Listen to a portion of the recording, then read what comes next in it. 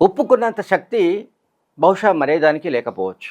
అంటే ఉప్పు తిన్న పాపానికి అంటారు. లేకపోతే ఉప్పు తిన్నందుకు కృతజ్ఞతలు తెలుపుకోవడం ఇటువంటివన్నీ కూడా మనం వింటుంటాం. అంటే ఉప్పు అనేది దాని ప్రాధాన్యం ఏంటి అనేది దీనికి సంబంధించి చాలా విషయాలు ఉప్పు చుట్టూ మాట్లాడుతూ ఉంటాం. సాల్ట్. సో, ఈ ఉప్పు గురించి బాగా తెలిసిన వ్యక్తి అంటే ఉప్పు వల్ల లభించే ప్రయోజనాల గురించి బాగా స్టడీ చేసిన వ్యక్తి అనండి, లేదంటే ఆ విషయాలన్నిటినీ కాచి వడబోసిన వ్యక్తి అనండి ఎవరైనా ఉన్నారు అంటే కేసీఆర్. కేసీఆర్‌కు బాగా తెలుసు. మీరు ఎప్పుడైనా సరే కేసీఆర్‌తో అంటే ఎవరైతే ఈ వీడియో చూస్తున్నారో చాలామందికి కేసీఆర్ గురించి బాగా చాలా దగ్గరగా తెలిసి ఉండకపోవచ్చు. ఆయన గురించి పూర్తిగా అవగాహన కూడా లేకపోయి ఉండొచ్చు. ఆయన ఎప్పుడైనా సరే ఆయన సింగిల్‌గా భోజనం చేయడు. గుర్తుపెట్టుకోండి. ఎవరైనా వస్తే ఆ సమయంలో ఎవరైనా ఉంటే ఖచ్చితంగా 10 మంది కానీ, 20 మంది కానీ ఆయనతో పాటుగా భోజనం చేయవలసిందే. ఆయన పక్కాగా భోజనం పెడతాడు. ఆ భోజనంలో అన్ని రకాలుగా ఉంటాయి. మీకు ఫలానా లేదు, ఫలానా ఉంది అని కాదు. సో, అన్ని రకాల రుచులు ఉండే విధంగా వెజ్ కావచ్చు, నాన్ వెజ్ కావచ్చు, ఇతరత్ర ఇదంతా. సరే, నేను ఈ ఉపోద్ఘాతం అంతా ఎందుకు చెప్తున్నానంటే, ఇప్పుడు తెలంగాణలో కాంగ్రెస్ అధికారంలో ఉంది. సో, కాంగ్రెస్ అధికారంలో ఉన్నప్పుడు కాంగ్రెస్ తరపున అంటే కాంగ్రెస్ పార్టీ ఆధ్వర్యంలో ఏర్పడిన ప్రభుత్వానికి సారథి ఎవరు? రేవంత్ రెడ్డి. సో, ముఖ్యమంత్రి రేవంత్ రెడ్డికి అన్ని శాఖల అధికారులు, మిగతా వాళ్ళు అందరూ కూడా మరి ఆయనకు అనుకూలంగా ఉండాలి. ముఖ్యమంత్రి రేవంత్ రెడ్డి చెప్పినట్టుగా పనిచేయాలి. ముఖ్యమంత్రి రేవంత్ రెడ్డికి ఏ రకంగా కూడా నష్టం చేయడానికి వీల్లేదు. అది సాధారణంగా మనం అనుకునే విషయాలు.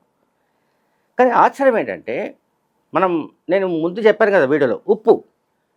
మళ్ళీ ఇక్కడ ఉప్పు సమస్య వచ్చింది. ఎందుకంటే గతంలో బీఆర్ఎస్ హయాంలో కేసీఆర్ కానీ, ముఖ్యమంత్రి కేసీఆర్, అట్లాగే మంత్రి కేటీఆర్, వాళ్ళ ఉప్పు తినేవాళ్ళు చాలామంది ఉన్నారు. సెక్రటరియట్లో అడుగున ఉన్నారు. వాళ్ళు ఎవరు, ఏ డిపార్ట్మెంట్లో ఉన్నారు, ఎంతమంది ఉన్నారు, వాళ్ళందరికీ ఏ రకంగా ఆర్థిక ప్రయోజనాలు అందాయి, ఇవేంటి అనేది మనం చెప్పడానికి సాధ్యం కాదు. చెప్పిన ఒక నెల రోజులు కూడా సమయం సరిపోదు. ఆ స్థాయిలో వాళ్ళు చేసుకున్నారు, వాళ్ళని చేసుకొని ఇచ్చారు, వైస్ వర్సా. సో, ఇప్పుడు ఈ సబ్జెక్ట్ అంతా ఏంటంటే, ఒక ఇంపార్టెంట్ డెవలప్మెంట్ జరిగింది రాష్ట్రంలో, తెలంగాణలో. ఆ డెవలప్మెంట్ ఏంటంటే, ఇండస్ట్రీస్ పాలసీకి సంబంధించి ఒక కొత్త పాలసీని రూపకల్పన చేయడానికి సంబంధించి క్యాబినెట్లో ఒక నిర్ణయం జరిగింది. ఆ నిర్ణయం జరిగిందో లేదో తక్షణం అది బీఆర్ఎస్ పార్టీకి చేరిపోయింది. బీఆర్ఎస్ పార్టీకి ఎట్లా చేరిపోతుంది? అదర్వైజ్ క్యాబినెట్లో సమావేశంలో పాల్గొన్న మంత్రుల ద్వారా చేరాలి, లేదా ఎవరో ఒక మంత్రి ద్వారా చేరాలి. లేదు అంటే ఆ మంత్రులు ఎక్కడైనా వాళ్ళ ఆఫీసర్స్ దగ్గర మాట్లాడితే అక్కడి నుంచైనా చేరాలి. సో, ఏదో రూపంలో మాత్రం బీఆర్ఎస్ పార్టీకి చేరినట్టుగా కన్ఫర్మ్ అవుతుంది. బీఆర్ఎస్ పార్టీకి చేరి ఉండకపోతే, తెలంగాణ భవన్కు ఈ సమాచారం చేరి ఉండకపోతే, BRS party working president KTR press conference పెట్టి ముఖ్యమంత్రి రేవంత్ రెడ్డి ఆయన అనుచరులు దాదాపు 5 లక్షల కోట్ల కుంభకోణానికి తెరలేపారు. వాళ్ళు ఒక పథకాన్ని రచించారు. అందులో భాగానే ఈ పాలసీని తీసుకొస్తున్నట్టుగా కేటీఆర్ ఆరోపించారు. సరే, ఇండస్ట్రీస్ మంత్రి శ్రీధర్ బాబు వెంటనే రియాక్ట్ అయ్యారు. ఆయన అటాక్ చేశారు. ఇవన్నీ గాలి పోగు చేసి మాట్లాడుతున్నాడు కేటీఆర్. ఇకపై ఈ గాలి మాటలు ఆపేయాలి. అసలు కుంభకోణం లేదు, లంబకోణం లేదు, దీంట్లో ఏ కోణం లేదు. ఈ కేటీఆర్కు ఉన్నవి లేనివి మాట్లాడడం అలవాటైపోయింది. అట్లాగే జూబ్లీస్ ఎన్నిక ఫలితం వల్ల కేటీఆర్ మైండ్ బ్లాంక్ అయింది. దాంతో ఆయన ఏం మాట్లాడుతున్నాడో ఆయనకే తెలియడం లేదంటూ మంత్రి శ్రీధర్ బాబు బాగానే అటాక్ చేశాడు. సరే, మంత్రులు అటాక్ చేసినా మరొకరు కేటీఆర్ విమర్శలకు జవాబు చెప్పినా అదొక యాంగిల్. కానీ ప్రభుత్వ కీలక నిర్ణయాలు, ప్రభుత్వ క్యాబినెట్లో తీసుకునే నిర్ణయాలు ఇవి ప్రతిపక్షం బీఆర్ఎస్ పార్టీకి ఎట్లా చేరుతున్నాయి, ఇక్కడ ఇది సబ్జెక్ట్. సో బీఆర్ఎస్ పార్టీకి చేరడం అంటే ఈ ప్రభుత్వాన్ని ద్రోహం చేసినట్టు, బీఆర్ఎస్కు లాభం చేకూర్చినట్టు. బీఆర్ఎస్ పార్టీ కాంగ్రెస్లోని అధికారులను లేదా ప్రభుత్వంలోని అధికారులను, వివిధ శాఖల్లో ఉన్న ఉద్యోగులను మచ్చిక చేసుకోవడంలో కానీ, లేదంటే కోవర్టులుగా మార్చుకోవడంలో కానీ, ఇన్ఫార్మర్స్గా తయారు చేసుకోవడంలో కానీ వాళ్ళు వెనుకాడే రకం కాదు. ఎందుకంటే బీఆర్ఎస్ పార్టీ దగ్గర దండిగాటి సొమ్ము ఉంది, డబ్బు ఉంది.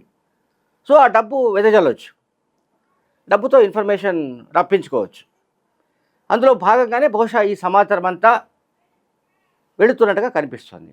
ప్రభుత్వ వర్గాల నుంచి, వివిధ శాఖలకు సంబంధించిన అధికార వర్గాల నుంచి సమాచారం ఎట్లా వెళ్తోంది, ఎందుకు వెళ్తోంది అంటే బహుశా డబ్బు మహిమై ఉండొచ్చు, లేదా గతంలో తాము బీఆర్ఎస్ పార్టీ ఉప్పు తిన్నందున ఆ ఉప్పు తాలూకు కృతజ్ఞత తెలియజేసుకోవడానికో, లేదా మళ్ళీ బీఆర్ఎస్ పార్టీ అధికారంలోకి వస్తే మేము ఫలానా సమయంలో మేము మీకు ఈ రకమైన సహాయం అందించాం, మేము మీకు ఈ రకమైన ముఖ్యమైన సమాచారం చేరవేశామని క్లెయిమ్ చేసుకొని ఆ తర్వాత మంచి పోస్టులు కొట్టేయవచ్చు అని కూడా అనుకుని ఉండొచ్చు. ఇప్పుడు పరిశ్రమల శాఖలో బీఆర్ఎస్ పార్టీ కోవర్టులు ఉన్నట్టుగా తేలిపోయింది. ఇండస్ట్రీస్ పాలసీకి సంబంధించి క్యాబినెట్లో డిసిషన్ తీసుకున్నారు, కానీ ఇంకా జీవో రాలేదు, విధి విధానాలు ఖరారు కాలేదు, ఇంకా అది ఒక ప్రిలిమినరీ స్టేజ్లో ఉంది. అటువంటి పాలసీ బయటకు వెళ్ళింది అంటే, ఆ సమాచారం బయటకు లీక్ అయిందంటే చిన్న విషయం కాదు. ఖచ్చితంగా ప్రభుత్వాన్ని నష్టపరచాలనుకున్న వాళ్ళు, ముఖ్యమంత్రి రేవంత్ రెడ్డిని దెబ్బ కొట్టాలనుకున్న వాళ్ళే ఈ పని చేసి ఉండాలి.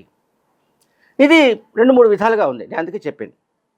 ఒకటి, వాళ్ళ అధికారంలోకి వస్తే మళ్ళీ వాళ్ళ పంచన చేరొచ్చు అని అనుకునే వాళ్ళు ఉండొచ్చు. గతంలో 10 ఏళ్ల కాలంలో వాళ్ళ వల్ల పెద్ద ఎత్తున లాభం పొందిన కారణంగా ఆ ఉప్పు తిన్న కృతజ్ఞత తెలుసుకునే అవకాశం, చెప్పుకోవడానికి కూడా ఈ రకమైన ప్రయత్నాలు చేస్తుండవచ్చు. అయితే ఎవరెన్ని మాట్లాడినా, ఏ రకంగా మాట్లాడినా కూడా ఒకటైతే క్లియర్గా మనకు అర్థమవుతుంది ఏంటంటే, ముఖ్యమంత్రి రేవంత్ రెడ్డి సారథ్యంలోని ఈ ప్రభుత్వంలో వివిధ శాఖల్లో బీఆర్ఎస్ పార్టీకి కోవట్లు ఉన్నారు, బీఆర్ఎస్ పార్టీకి ఇన్ఫార్మర్స్ ఉన్నారు. సో వాళ్ళ ఏరివేత అనేది ముఖ్యమైన చర్య. అర్జెంటుగా అంటే ఇప్పుడు తీసుకోవాల్సింది ఏమిటి, ముఖ్యమంత్రి రేవంత్ రెడ్డి చేయవలసింది ఏమిటి అంటే, తక్షణం వివిధ శాఖలకు సంబంధించిన అధికారులు ఎవరితో మాట్లాడుతున్నారు, ఎవరికి ఏమి చేరవేస్తున్నారు, అండ్ ఎవరు సంబంధాలు పెట్టుకున్నారు, గత ప్రభుత్వంలో కేసీఆర్ ప్రభుత్వంలో ఎవరెవరు ఎటువంటి రోల్లో ఉన్నారు, ఎటువంటి పాత్రలో ఉన్నారు, ఎటువంటి పొజిషన్లో పనిచేశారు, ఇప్పుడు వాళ్ళు ఏ పొజిషన్లో పనిచేస్తున్నారు, దీనికి సంబంధించి మొత్తం కూడా స్కానింగ్ చేసుకోవాల్సిన అవసరం ఉంది. వాళ్ళందరినీ కూడా ఏరివేయకపోతే ఇప్పుడు 2 ఏళ్ళు కావస్తుంది, ఇంకా 3 ఏళ్ల సమయం ఉంది.